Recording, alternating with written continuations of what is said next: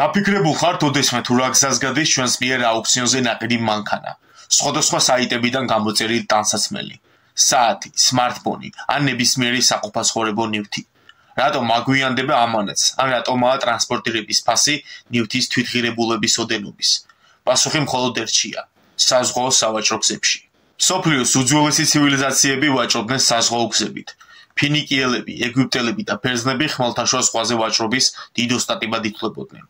შუა საუკუნეებში იყვნენ ვენეციელები და გენუელები. შემდეგ დიდი გეოგრაფიული აღმოჩენების დროს სავაჭრო მარშრუტი ინდოეთის ოკეანეში გაჩნდა, სადაც არაბი, ინდოელი და ჩინელი მეზღვაურები ვაჭრობდნენ. საუკუნეების განმავლობაში აბრეშუმის გზამ და სანელებლების სურვილმა განსაზღვრა გლობალური ვაჭრობა. მე-15-მე-16 საუკუნეებში დიდმა გეოგრაფიულმა აღმოჩენებმა სავაჭრო გზები რადიკალურად შეცვალა. პორტუგალიელებმა აფრიკის გარშემო მარშრუტი გახსნეს, ხოლო ესპანელებმა კოლუმბის წყალობით ამერიკა აღმოაჩინეს.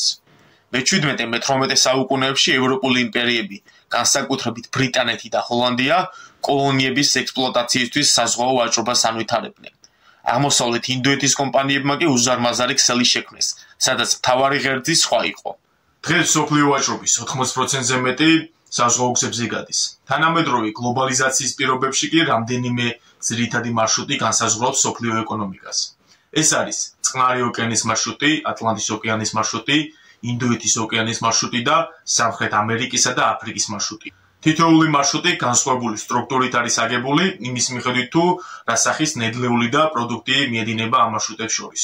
თუმცა ამ მარშრუტებს შორის არის რამდენიმე მნიშვნელოვანი სტრატეგიული ადგილები, რომლებიც განსაზღვრავს ტვირთის მიწოდების დროს და ხარისხსაც. ესენია პანამის არხი, სუეცის არხი, მალაკის სრუტე, ჰორმუზის სრუტე, ასევე გიბრალტარი და ბოსფორ-დარდანელი. იმისთვის, რომ კარგად დავინახოთ თუ როგორ მოძრაობენ გემები, საჭიროა თითოეული მარშრუტი დეტალურად განვიხილოთ. ჩვენი თავი წარმოვიდგინოთ ნივთის გამომწერა A პუნქტში, ხოლო საიდანაც ჩამოდის ეს ტვირთი, ეს არის B პუნქტი. გამოწერაზე გამახსენდა, გამოიწერეთ არხი. დავიწყოთ წყნარი ოკეანის მარშრუტით. ეს არის ყველაზე დატვირთული საზღვაო გზა, რომელიც აზიის წარმოებულ საქონელს ამერიკასა და კანადას აწვდის. ჩინეთში დამზადებული პროდუქტი, მაგალითად iPhone-ი, იწყებს მოგზაურობას შანხაიდან ან ჰონგ-კონგიდან. უზარმაზარი სატვირთო გემით გადის წყნარ ოკეანეში და მიემართება ვანკუვერის, ლოს-ანჯელესის, სან-ფრანცისკოს პორტებისაკენ. ან სამხრეთ ამერიკის დასავლეთ სანაპიროს ქვეყნებში: ჩილე, ეკვადორი, კოლუმბია. ხოლო იმისთვის, რომ აზიური გემი ამერიკის აღმოსავლეთ სანაპიროზე მოხვდეს, აუცილებლად უნდა გაიაროს პანამის არხი, სადაც შესაბამისი გადასახადის გადახდაც უწევს და ლოდინიც. შემდეგი არის ატლანტის ოკეანის მარშრუტი. ეს საზღვაო გზა აკავშირებს ევროპასა და ჩრდილოეთ ამერიკას, სადაც გადის ტექნოლოგია, ავტომობილები და ენერგორესურსი. მაგალითად, გერმანიაში დამზადებული BMW X5 ავტომობილი იწყებს გზას ბავარიაში მდებარე ქარხნიდან. მიემართება ჰამბურგის პორტში, სადაც სპეციალურ ავტომობილის გადამზიდ გემზე იტვირთება. აქედან ჯერ ჩრდილოეთის ზღვის, შემდეგ ატლანტის ოკეანის გავლით ნიუ-იორკის ან ბალტიმორის პორტში 10-14 დღეში ჩადის. იქიდან კი განაწილდება სხვადასხვა შტატებში.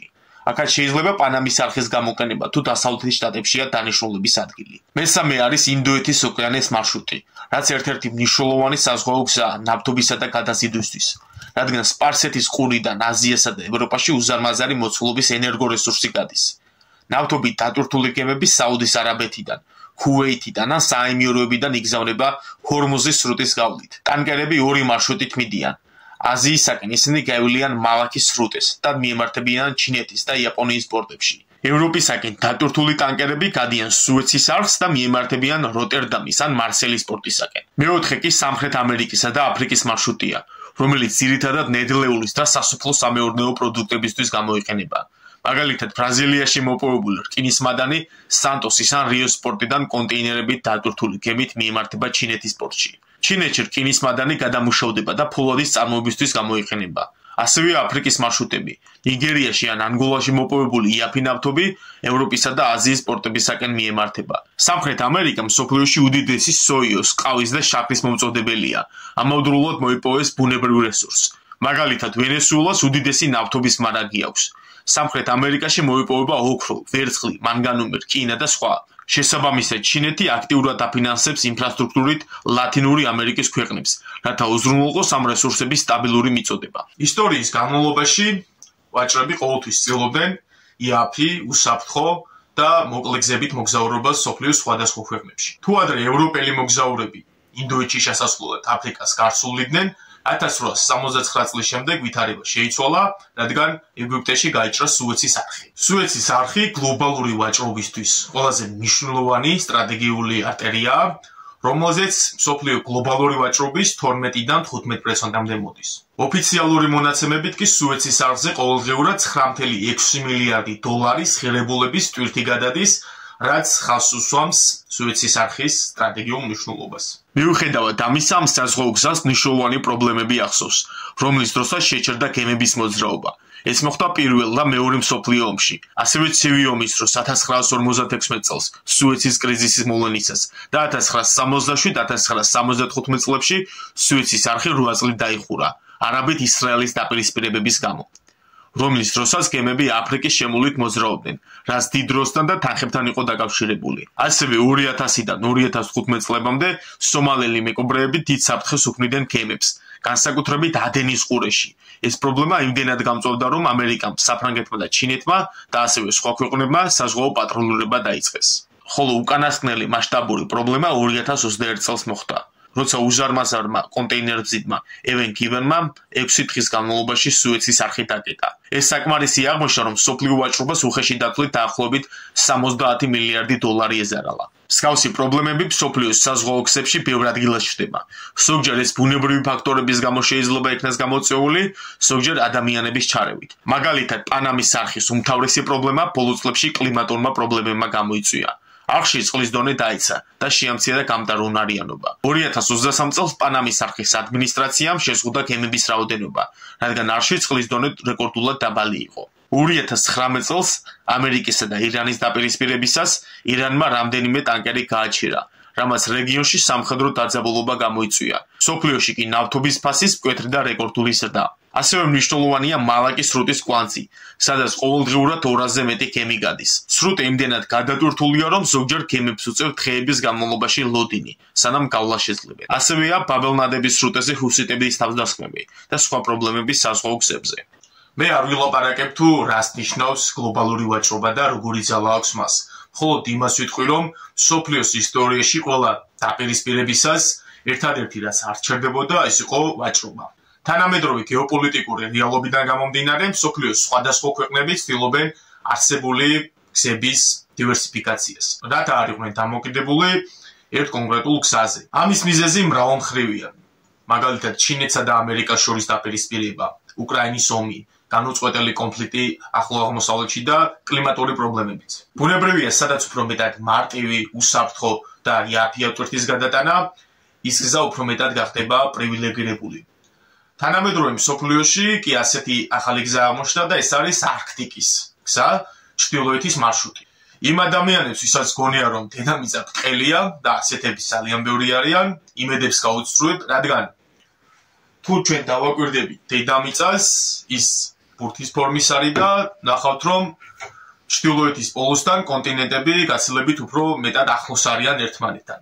ეს კი იმას ნიშნავს, რომ ჩრდილოეთის მარშრუტი მეტად მარტივი, მოსახერხებელი და უსაფრთხოა, რადგან კონტინენტები უფრო მეტად არიან დაახლოებული ერთმანეთთან. აზიასა და ევროპას შორის, ასევე აზიასა და ამერიკას შორის უმოკლესი გზა არის ჩრდილოეთის მარშრუტი, არქტიკული გზა. ეს გზა ატლანტის ოკეანის ჩრდილოეთიდან წყნარ ოკეანამდეა გადაჭიმული და მისი გამოყენება სულ უფრო აქტუალური ხდება კლიმატის ცვლილებებისა და ყინულის დნობის ფონზე.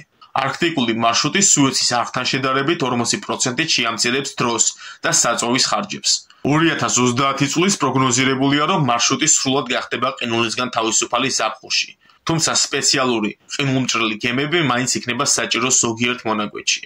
გარდა ამისა, არქტიკა მდიდარია ბუნებრივი რესურსებით, რაც მსოფლიოს სახელმწიფოებისთვის უმთავრესი ინტერესის საგანია. მოსკოვი აქტიურად ავითარებს ჩრდილოეთის საზღვაო გზას, რადგან ის მთლიანად რუსეთის ტერიტორიულ წყლებში გადის. მოსკოვი ცდილობს ეს ახალი სუეცის არხი იყოს და გაზარდოს გზის გავლით ვაჭრობის წილი. 2022 წელს მან შეზღუდვები დააწესა უცხოურ გემებზე, რაც სხვა ქვეყნებს ურთულებს ამ გზით სარგებლობას.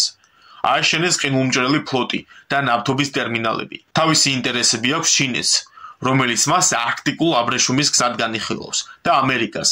ტრამპმა დიდი ინტერესი გამოთქვა გრენლანდიაზე, რომელიც არქტიკასთან ყველაზე ახლოსაა.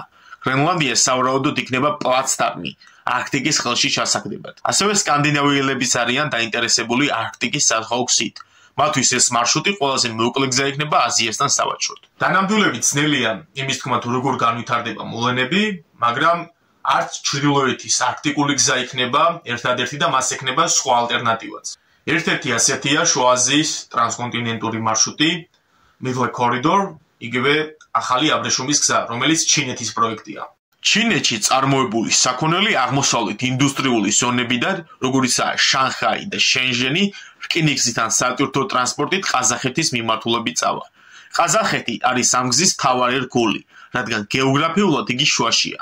ეს ტვირთი აქტაუს კასპიის ზღვის პორტამდე მივა, საიდანაც საბორნე გადაზიდვით ბაქოში, შემდეგ კი საქართველოში, ფოთის, ბათუმის ან მომავალში ანაკლიის პორტამდე მივა.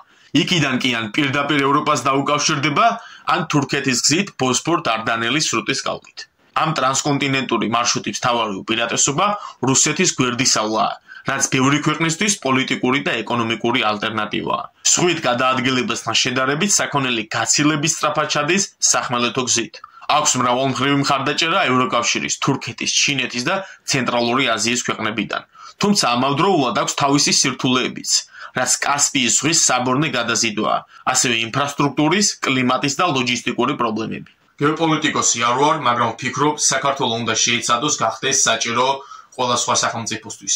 იქნება ეს ამერიკა, ჩინეთი, არაბული ქვეყნები, რუსეთი, ან თუნდაც ბოლივია, ბურკინა-ფასო და კამბოჯა. ეს იმიტომ, რომ სამწუხაროდ საქართველოს არ აქვს სხვა ესეთი ბუნებრივი რესურსი, გარდა მისი მდებარეობისა და მაქსიმალურად უნდა გამოვიყენოთ თანამედროვე გეოპოლიტიკის პირობებში ჩვენი ქვეყნის მდებარეობა.